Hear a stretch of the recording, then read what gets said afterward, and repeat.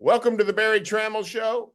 We are joined by West Virginia coach Neal Brown. His Mountaineers come to Stillwater on Saturday. And Neal, coming off a great comeback victory, down 10 or was it 10 or 11, two possessions late in the game against Kansas. Sort of makes up for that Pitt game where you were in the driver's seat in a similar situation. How are you feeling about this West Virginia football team? Well, I don't know if our fans they don't really take it as give and take, right? That Pitt game has a little bit more to it. So I'm not sure it's of equal value, but football giveth and it taketh away. And so we didn't finish the game the right way versus Pitt. Had a 10-point lead with just under 5 minutes to go and didn't play very well defensively at the end of the game. And offensively had a chance to secure the win, didn't do it.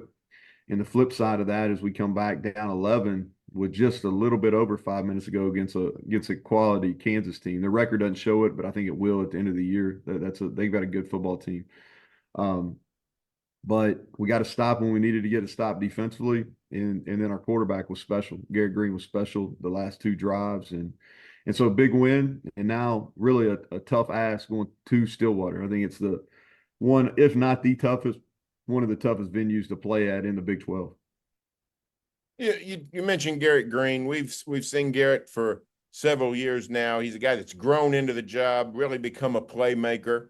What does a veteran quarterback do, especially in this transfer portal era, when you might have a veteran quarterback, but not necessarily your veteran for several years? But this is a Mountaineer through and through. Yeah, he's been with us the whole time. Unique story. He's from Tallahassee, Florida.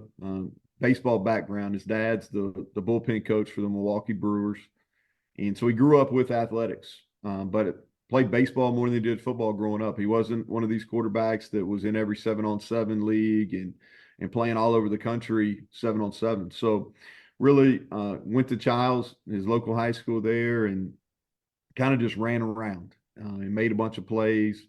We recruited him hard when I was at Troy, and he was getting ready to commit, kind of be our quarterback there at Troy, and took this job in January of 19. And as you know, that's late in the process for quarterbacks. And so went to Garrett, and he was one of our first commits here at West Virginia. And then he's grown. And Oklahoma and Oklahoma State fans have seen the best and the worst of Garrett Greene. So he beat Oklahoma in his first significant playing action here in 22, and was on the road. He was the starter when we beat Oklahoma State in Stillwater in 22. And then played probably one of his worst, if not his worst games in Norman last year at Oklahoma. And was up and down against Oklahoma State here last year in Morgantown. But what he is he's a great leader, and he's one, if not the best competitor. He's one of the top competitors I've ever coached, and he's an elite runner. He's got great arm strength. He's got a will to win, and so he's a fun guy to coach. And I really think he's kind of hitting his stride in the second half versus Kansas, and hope that continues as we go to Stillwater. Of course, we're in the first year of the new look Big 12, 16 teams. 4 brand new schools to the conference to go with the 4 that were brand new a year ago. I mean, half the conference is brand new. The way I see it, Neal, this is not really the Big 12. It's just a brand new conference, happens to have the Big 12 name. Do you have a grip yet? You have your arms around on exactly what this league is, who it is, who's the cultures of all the teams? How difficult is it just to sort of navigate what really is a new conference? Yeah, it's a new conference. I think that's fair, Barry. Got a really good feeling about the teams, the teams that have been in the league. When I was in it as a coordinator at Texas Tech, and then as the head coach here for, this is year 6 at West Virginia. So got a really good feel for who those programs are. But the new teams, it's a new league. I think it's a diverse league, and what I mean by that, not just geographically, but style of play is diverse. If you look at it, really competitive. I think you're going to see a ton of games that come down to fourth quarter. There's going to be a lot of one-score games. I don't use the word parity, but I think there's a lot of even talent throughout the league. I wouldn't be shocked if the winner of our league has one, two, maybe even I think two losses, maybe going into the championship game. That wouldn't surprise me. I think home field advantage is going to be big in our league. The other thing that I'm quick to point out is the level of coaching in our league. There are some really established coaches and guys that have won a lot of games. And so it's a tough league. It really is. I say this, and I've said this for a couple of years now. The great thing about the Big 12 is you have a chance to win every game. And that's not the case in every league. You go into you're in some leagues and it's an uphill battle, 2 to 4 games a year. But in the Big 12, you have a chance to win every game. Now, the flip of that is you have a chance to lose every game because everybody you play is good enough to beat you. And in some other leagues, the top, 3 to 5 teams in those leagues, they're not losing to the bottom 3 or 4 teams in the league. It just doesn't happen. But in this league, you got a chance to win, but you can lose to anybody also. Yeah, that evenness perhaps in the standings makes for great Saturdays. Not necessarily a great thing at the end of the year when the College Football Playoff Committee is selecting teams. I mean, they're looking for 10-2, 11-1 teams. How important do you think it is for this league to get multiple teams into the playoff? Brett and Yormark has talked about that. Yeah, it's important, and we have to win once we get in. Other than TCU a couple of years ago, haven't had a ton of success within the playoff system, and that's the truth. And for us to take the next step as a league, I think that's what needs to take place. We got to win some quality out of conference games, but we also have to win some games in the playoff. But I do think that our league, from a quality of play, quality of coaching, is as good as any league out there. But we have to do damage within the playoff. Of course, brave new world on a financial structure. We're paying players. Everybody knows it, and that's just the way it is. Some schools, your Ohio States, your Alabamas, your Georgias, they're uniquely situated to cash in on that. Other schools have some challenges, but it strikes me that some of the challenges that face a West Virginia, you also have some advantages in that you're the primary school in a state that cares about football, cares about the Mountaineers. Is this the NIL world, or is that something West Virginia can take advantage of? Well, I think we have our challenges just like a lot of schools have challenges within this new realm of college athletics. I think revenue sharing, depending on how the House case goes, could be a real benefit for West Virginia and a lot of the schools in the Big 12. Now, if the House case goes through and revenue sharing is part of it, but kind of unrestricted use of collectives remain in place, then I think it puts West Virginia and several of its Big 12 counterparts at an extreme disadvantage from a national level. But in West Virginia, we're making the most of it. Our budget's not anywhere close to the highest. It's probably not even in the middle of the Big 12. But we're making the most of it. What we talk about is we want to provide tremendous experience for our athletes. Our top players want to give them opportunities to showcase their skills on offense, defense, special teams, wherever their specialty is. And then we want to be able to pay them at a fair market value. And that's what we're striving to do. We have some advantages in, like you said, we're the only Power 4 school in the state.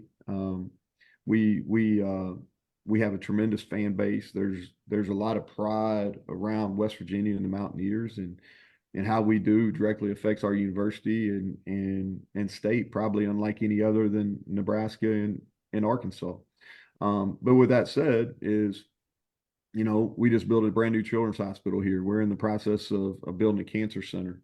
And so whether it's NIL, whether we've got to do some stadium renovations, we got to generate more revenue within our stadium as far as suites and club levels, things like that, things that generate revenue.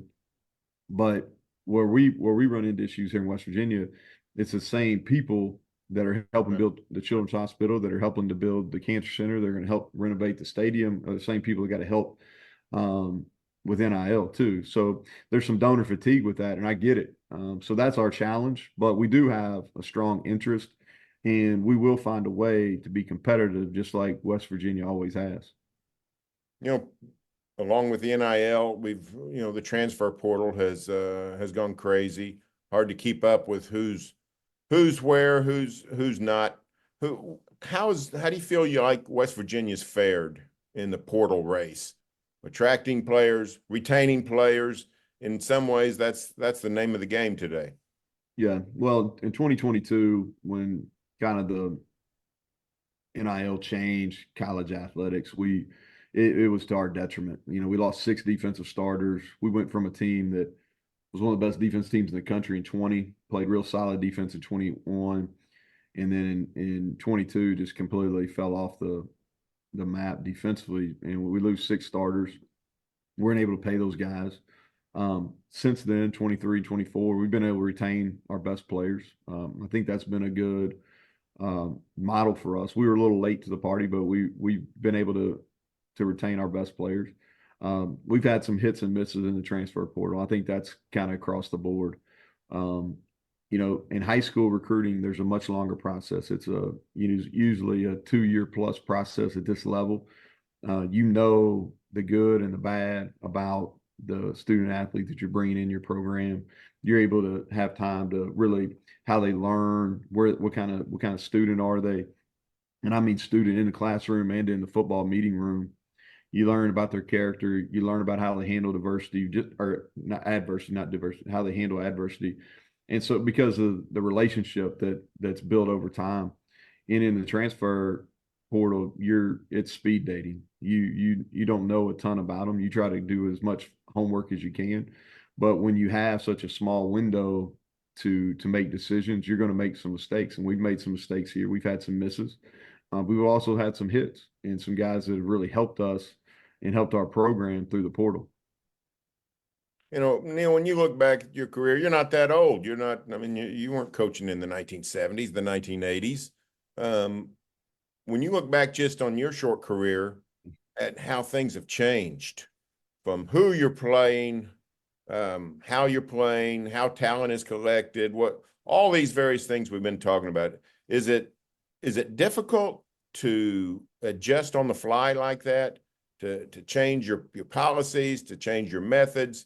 I mean, it seems like a college football coach has got to be very flexible these days, sort of changing on the fly just to keep up.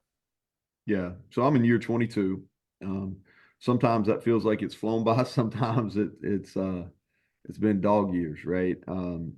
But what I would say is, I look at it as this. So we talked about this earlier. I took this job in January of 19, and I think about how much different this job is now than when we took it in January of 2019. It's changed. And a lot of it is NIL. A lot of it is the transfer portal. But I think COVID and just that, when it hit from March 20 through that COVID season of 20, even into 21, I think there was a lot of changes that happened within college athletics, but also just in our world, in how people dealt with things. More division. I would say less trust from any type of authority. And so I think that the world's changed. College athletics has changed. You have to be flexible. You use that word. That's absolutely correct. The way I think about it is this: as a coach, you really just want to know what your rules are and then play within the rules. That's the way I think about it. And I think about it, like when you play football, you go out in each game, they're going to call defensive pass interference a little bit different. So you hope you get a feel for how they're going to call it in the first quarter, and then you play by the rules. Basketball, you get a feel. Are they going to allow you to hand check? Is it going to be a game where you can put your hands on the perimeter and you can kind of move them around? Or if you put your hands on them, they're going to call a foul. You kind of learn how the officials are going to call it in the first quarter, and then you play by the rules. Well, the difficulty that we've had, particularly in the last 3 or 4 years, is the rules are always changing, and you don't really know what they are. And some people abide by them, and some people don't. And there's really no repercussions if you don't abide by them. And so you have to be able to adjust on the fly. And um, and I think the people that are staying in the business, the people that are maintaining success, are the people that can make those adjustments, and the people that are no longer in the business because they didn't want to be, or they didn't like the way the game was changing, have gotten out, or they're not being successful. And so I think you're exactly right. There has to be a degree of flexibility. I think relationships matter more now than ever. You got to be okay understanding that even if you have a great relationship with a kid or with the family, uh, money will still overrule that sometimes. And it's not a personal deal. It's just kind of the way it is. But there's definitely been a lot of adjustments here within the last 6 years. Last question for you, Neal. And in the what is it now, 12 years, I guess, since West Virginia came into the league, I think I've made pretty known my affinity for the state of West Virginia, and the people at WVU love coming out there. I remember you did my podcast last year, and I was I stopped in at a courtyard in southern West Virginia. My wife and I were driving around sightseeing. So I love the state, and it's almost become like, part of my professional experience, just the Mountaineers. But the change in the league is just so profound that West Virginia is one of the old guard of the Big 12.